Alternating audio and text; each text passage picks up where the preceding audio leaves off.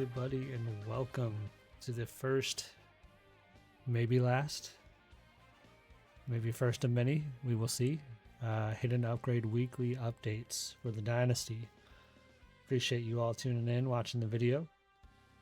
Got a lot of topics to cover, a lot of exciting news, updates for the league or the Dynasty in general. It's been a minute since we did one of these on Discord. Apologies for that. It takes a lot of time, believe it or not, to get this stuff up and running. So we want to try to switch it up and do a video, see if that helps out a little bit. So give feedback, any questions that you have, positive feedback or negative feedback, honestly, either one. But we're going to start it off. We're going to start it off here looking at our new Big 12, which is exciting. We obviously had some changes that happened in the off season with the rebuild roulette, first ever rebuild roulette that is going to be available to everybody from this point going forward. But we had the untimely loss of Coach Big Papa. Terrible loss. Actually, we want to have a moment of silence for Big Papa here.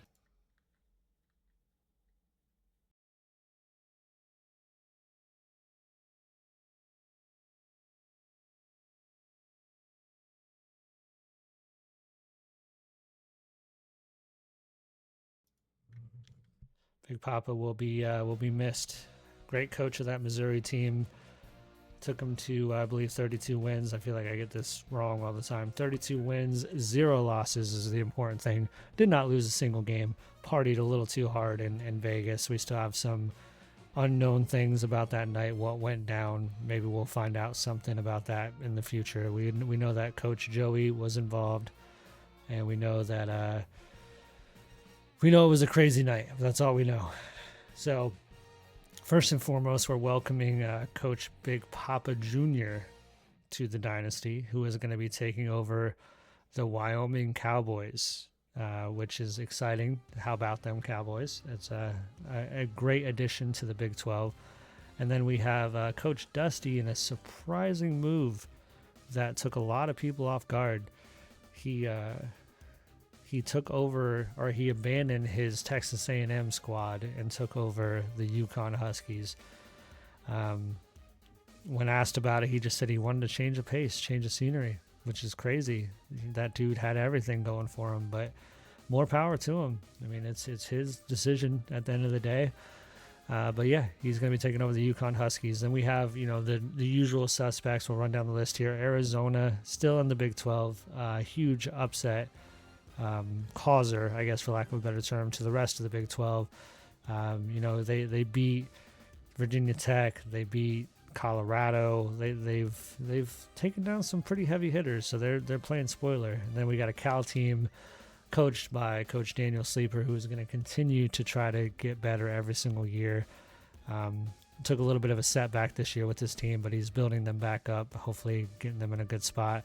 Cincinnati, completely irrelevant for the most part, was terrible last year, but they did beat Colorado, and I'm sure Shane Falco will not ever forget that he was the only win for Cincinnati last year. Speaking of Shane Falco, he is again coming back as the Colorado Buffaloes coach, coming back and hopefully going to be doing big things with his new 5-star quarterback recruit that he could not stop talking about last year. So hopefully that does big things for him this year. We got Coach Sam still in Florida. They did big things last year, came up short in a couple games. Tough loss to Georgia, tough loss to Missouri in the championship game. Knocked them out of the playoff hunt, but they looking to be the early favorites of the Big 12 this year. Kansas State, again, has the potential to cause some upsets. Then we got, Coach Joey in Kentucky. Coach Joey loses Berrien Brown. And how is he gonna cope with that? We're gonna have to find out, and that's gonna be an exciting storyline that we're gonna have to pay attention to this year. Then we got Coach Steven at LSU, has a great LSU squad, has a receiving core of the gods this year. Wow, what is he going to be able to do with that receiving core? We cannot wait to see it. Oklahoma State still trying to rebuild after Coach Rick abandoned them 2 years ago, doing zero recruiting, trying to come back to do the best that they can do, but falling short in a lot of cases. Then we have Coach Rick Dalton, I apologize, from Tulane. Came up short last year in the playoffs when dealing with all of that stuff with Ophelia. Obviously, our hearts are with his daughter and making sure that everything is good to go. But yeah, that was weighing heavy on his mind. So hopefully this year he'll be able to bounce back and, make a bigger push into the playoffs. But we'll wait and see how that goes. We already talked about UConn. Coach Dusty's there. Utah feels irrelevant. Don't feel like we need to talk too much about Utah. Then we got Virginia Tech with Coach Suburban Meyer, who was on top of the world last year. Number 1 in the nation 1 week. 2 weeks later, they were number 24. Like, they had a fall off unlike any other that we've seen in the history of the NCAA. So he had a lot of exciting recruits this year. He's going to come back, hopefully, and do big things this year. But we'll have to wait and see if that's going to happen or not. And then we have Wisconsin, coached by Coach Eric, when he decides to show up for games. You never know when that's going to happen. Seems like he has a lot of medical issues, a lot of run-ins with the law that prevents him from showing up for his team. But hopefully he can get that straightened out this year and show up for more games. And then obviously Wyoming, we don't need to talk more about Big Papa Jr., but we are excited to see what he does with his team this year. Again, how about them Cowboys? So now we're going to move on to the last week's games. We had 2 games in week 0. We had UConn, Coach Dusty, eking out a very, very close win against a good Indiana team. And then we had Coach Shane Falco just absolutely demolishing FCS Northwest last week. So let's dig a little deeper into these games here. Looking at the UConn stats first, obviously they won the scoring battle, they won the first down battle, the offense battle. They were all over the place, winning a lot of things here. The only thing they did not win was the passing yard battle. And then a couple 4th down conversions, but huge on Hurts 3rd down conversions, 50%. It's a good rate. Holding them to 25%, even better. So huge shout out to Coach Dusty for that performance there. Take a little bit more look into the stats here. Obviously killed it in total yards. Time of possession, barely won that battle. And then obviously, unfortunately, lost the penalty battle. Hopefully they can get that straightened up. Those are hopefully penalties that we can address in the coaching sessions in practice this week. So we'll see if Coach Dusty can bounce back and get that part straightened away. But a huge first win for him. And then we're looking now at Coach Shane Falco. For some reason, the FCS stats did not come over, so we won't pay too much attention to the fact that there's nothing on the left side of the screen. But on the right side of the screen, huge numbers for Colorado. Huge. 669 total offensive yards is ridiculous. 27 first downs is ridiculous. Every stat that you see on the screen is kind of ridiculous. So huge game for Colorado. Way to get them started, get that rookie quarterback going. And then the last bit of stats here, 12 minutes of time of possession. I believe that's going to be about even. Again, it's not showing the team on the left for some reason, but again, we're seeing a penalty issue for the teams that we're looking at. So Colorado has a penalty issue. Hopefully that's something with discipline that the Coach Shane Falco can get corrected going forward. But yeah, great first appearance for him. 3 turnovers is tough.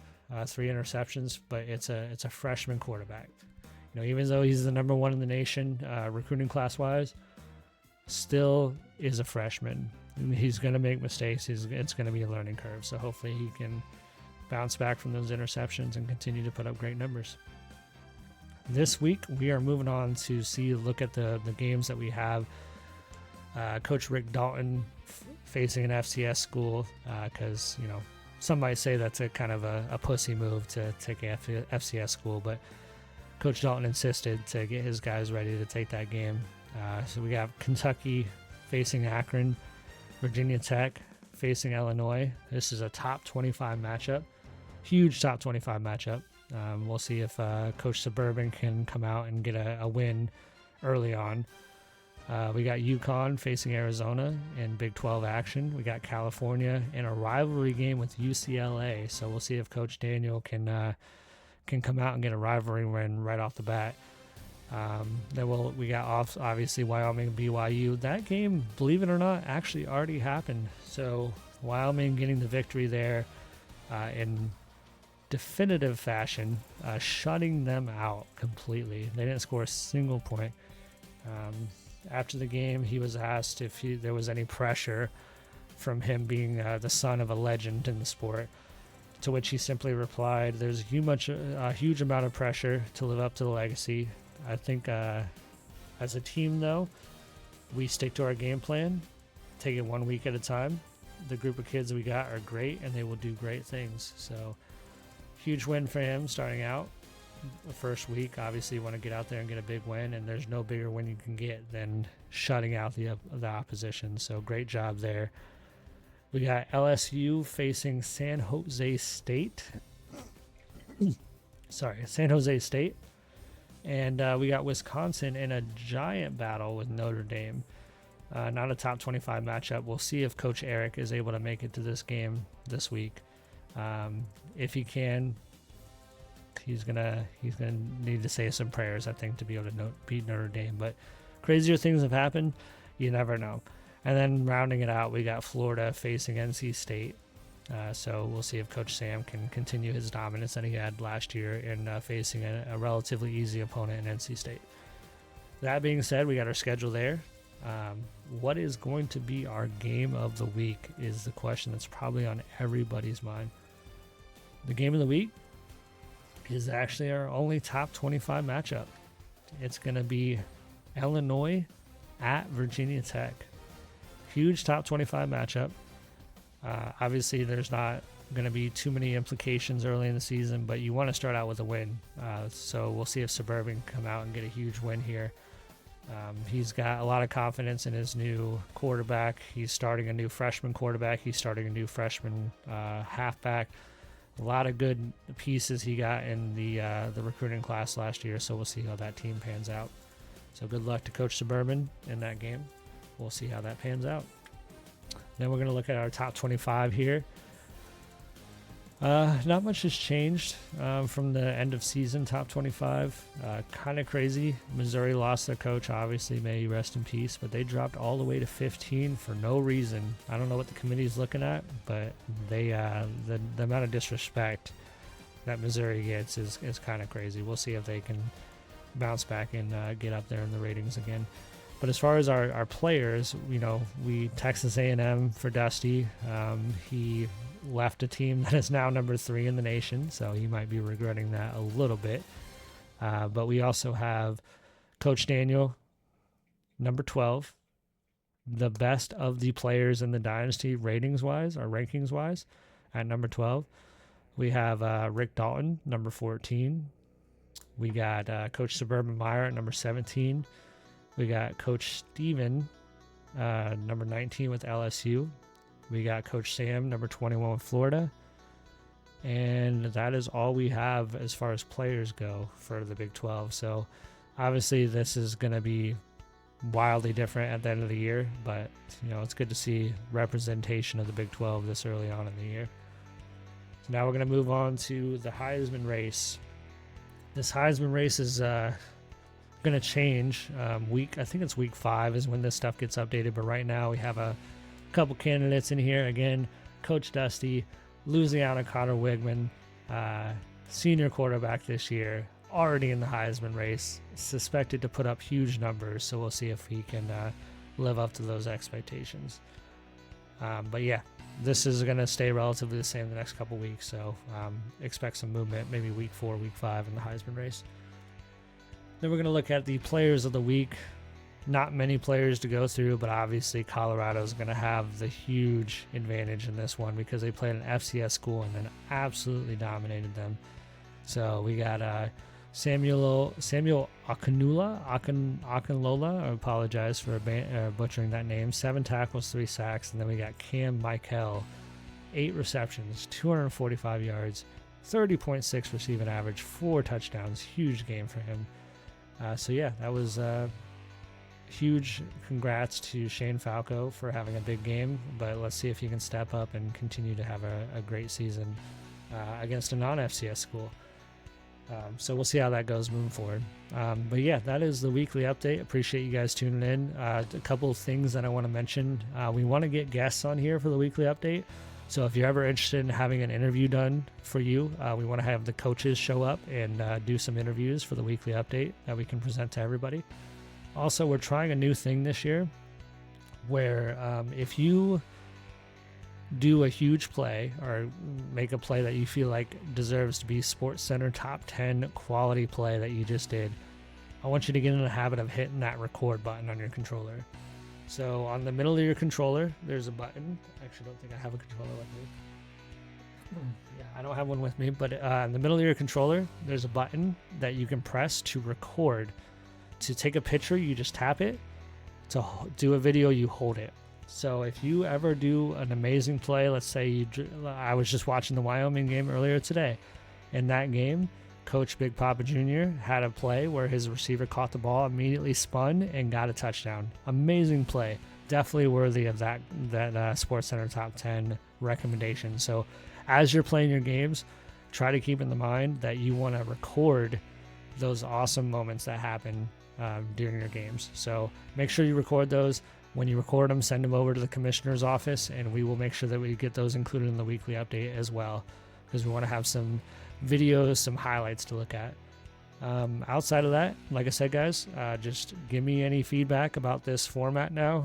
Any positive or negative, constructive, doesn't matter. I will take it. And you guys have a great day, and I will talk to you soon.